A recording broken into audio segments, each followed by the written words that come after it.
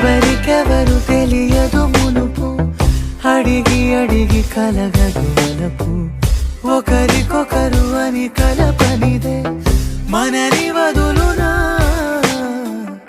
ఎదురు పడిన క్షణమొక మలుపు, అడుగు కలిపి కదిలితే గెలుపు, దిశలు రెండు